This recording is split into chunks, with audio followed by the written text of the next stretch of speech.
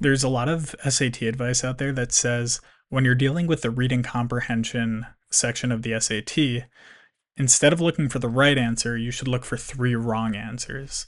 And this is good advice. The only problem is, how do I do that? How do I identify wrong answers? I'm Ari Morrison. I'm an SAT coach, and I scored a 1570 on the digital SAT. And I spent a really long time looking through the College Board question bank trying to find an answer to this question.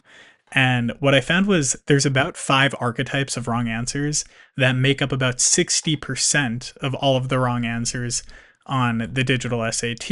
And my hypothesis is that if you know these patterns and are aware of them, it'll make it much easier for you to identify them in real time on an SAT. So follow me and we'll look at a couple of examples and I'll walk through exactly the way I think about them as an SAT coach and someone who's focused on these patterns. So the first problem is a main idea problem. The following text is adapted from Edgar Allan Poe's 1849 story Lander's Cottage. During a pedestrian trip last summer through one or two of the river counties of New York. Okay, so he's on some kind of walking trip, I think. I think pedestrian is like walking, not totally sure. He's in New York, okay. I found myself, as the day declined, so it's nighttime is approaching, somewhat embarrassed about the road I was pursuing. He's not feeling good about himself. He's not feeling good about the road he was pursuing, like maybe the direction he was taking or where he was going, something like that. The land undulated very remarkably. I have no idea what the word undulated means, so we're just going to kind of ignore it and hope it's not super important. Maybe we'll figure it out from context. But whatever it is, it happened remarkably. It was like noteworthy. And my path for the last hour had wound about and about so confusedly. So he's like kind of wandering around in its effort to keep in the valleys that I no longer knew in what direction lay the sweet village of B. I'm not sure why this word is cut off, but presumably that's a place. I no longer knew in what direction. So he seems lost basically, where I had determined to stop for the night. So he didn't know where he was supposed to go to get to like the place that he was supposed to stop that night. Okay, which choice best states the main idea of the text? A, the narrator remembers a trip he took and admits to getting lost. This seems pretty reasonable to me. I don't really see any issues with that answer. So let's move on. The narrator recalls fond memories of a journey that he took through some beautiful river counties. Okay, this one is pretty glaringly wrong because fond memories, like none of this seems great. He talks about being embarrassed and he no longer knew in what direction, like he was kind of lost. There's nothing like positive about this. So this is one that I call like opposite tone. So if we keep track of like the different categories here, this is like the opposite tone of the text. And this kind of pattern appears in about 48% of reading comp questions. So that's one to note. Okay. The narrator describes what he saw during a long trip through a frequently visited location. So what's interesting here is that the beginning feels decent, where he talks about what he saw during a long trip. Okay, that, or at least what he saw. Yeah, he kind of does describe what he saw during a long trip. Okay, is there any indication that this was a long trip? I don't think so. I think that's just fabricated. That's just totally made up. And a frequently visited location. If anything, we should assume that it's not a frequently visited location because he gets lost. So C feels like outside the text, like it's making up information that's just not there. And this is one of the most common. This, you could kind of argue that this is like a part of almost every wrong answer. Every wrong answer has to have something that's not supported. So outside the text, this makes up about 51, or sorry, this appears in about 51% of reading comp questions based on my research. And the last one, the narrator explains the difficulties he encountered on a trip and how he overcame them. This one starts off good also. He explains difficulties he encountered. Definitely that's true. The problem is he never overcame them. He just gets lost, and that's basically it. So this is also outside the text, but I want to add a detail to this, or I guess it's not really a new category, but the detail is this sounds like a nice answer. This sounds like, oh, it's an inspiring story about like overcoming difficulty. And the SAT definitely preys on students that are looking to give an answer that feels right.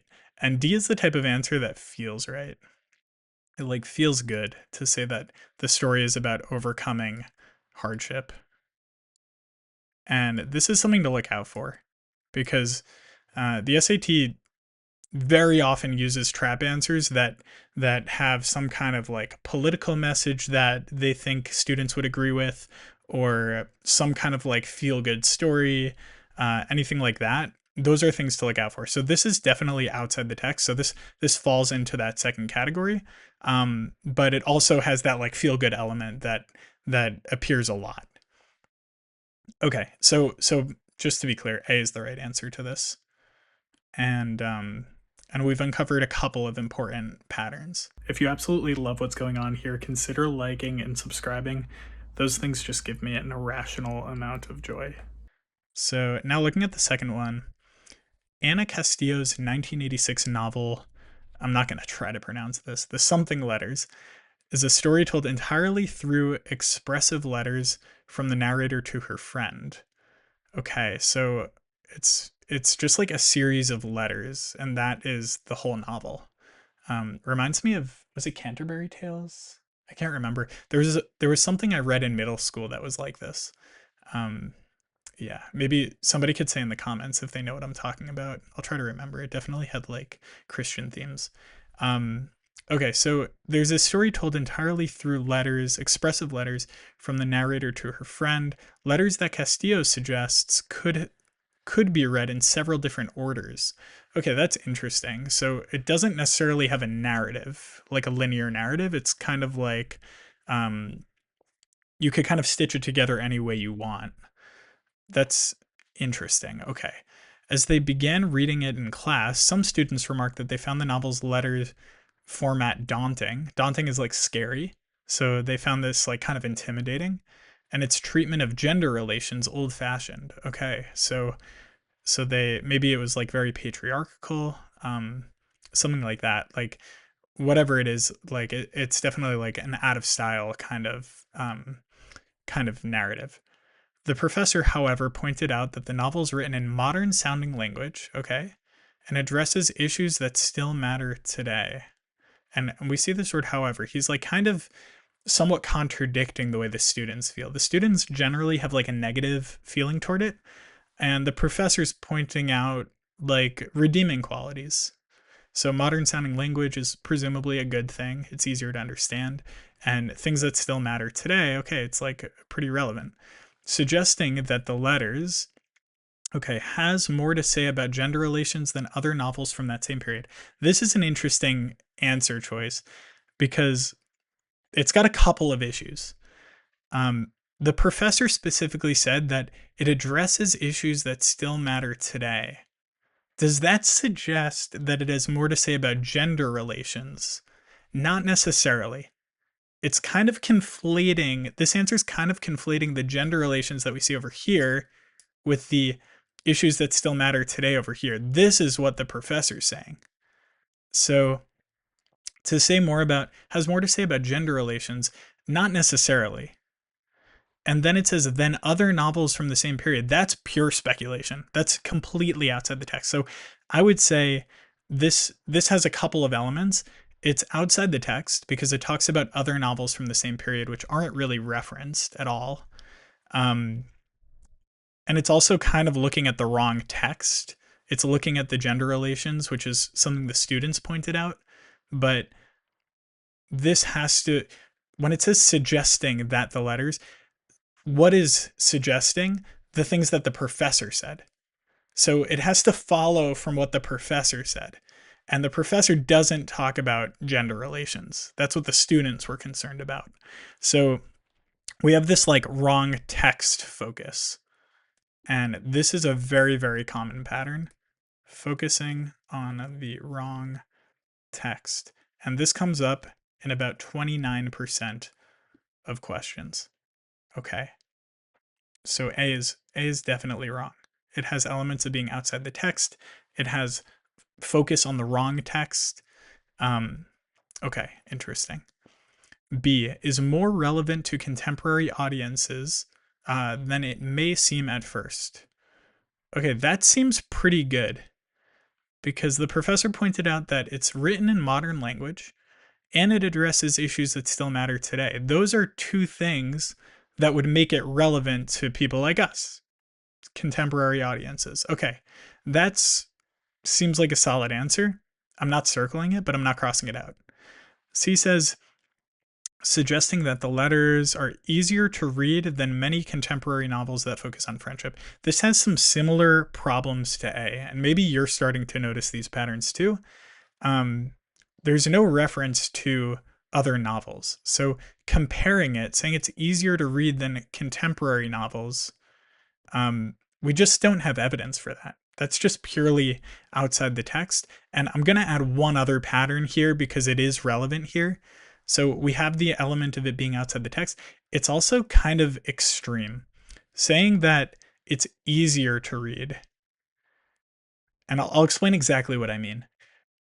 The professor indicates that it's relatively easy to read by saying that it has modern sounding language. Okay, that implies that it's a pretty easy read because it's not using Shakespearean English. It's using the words that I'm using now, hopefully. But to say that it's easier to read than contemporary novels, remember contemporary means new, that's taking it another step. He's saying modern sounding language, but guess what? Contemporary novels also use modern sounding language, so there's no reason to assume that this novel would be easier to read than others. So I'm going to mark this one as too extreme. And this is a very, very common one. And this is actually the pattern that I see most SAT tutors talk about. And it does come up a fair bit. This is kind of a classic one. So you'll see plenty of this where like you see extreme language. It's the worst, it's the most, it's the best, it's the least. This one's a little more subtle, but nonetheless, I think it fits nicely into that category. Okay, last one. It's best understood after multiple readings in different orders. Okay, this is a classic, like maybe true, but definitely irrelevant. Okay, so why do I say it might be true? Because it says that it could be read in several different orders. So it's a bit of a stretch to say that it's best understood after multiple readings in different orders. Like, I could see how you would get there. I could see how you'd make that assumption. But it's definitely not following what the professor just said. The professor just talked about the modern sounding language and how it's still kind of relevant. Like it addresses modern issues, but it has nothing to do with like the way that you read it. So it's something that might be true based off of early text, but it doesn't answer the question. It doesn't most logically complete the text. So this I'm going to say is true, but irrelevant. And I always misspell that word. I don't know how to spell. And these make up about 30% of problems. So about 30% of reading comprehension problems are going to have at least one answer that's true but irrelevant. Or this one, honestly, we don't even know for sure if it's true, but we could say maybe true but irrelevant. So anyway, I hope this was really helpful to you.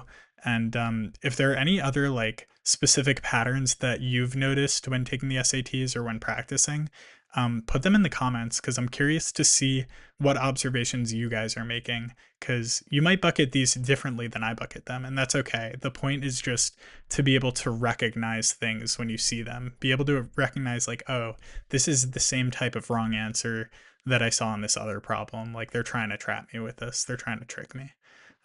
Anyway, good luck with your studies.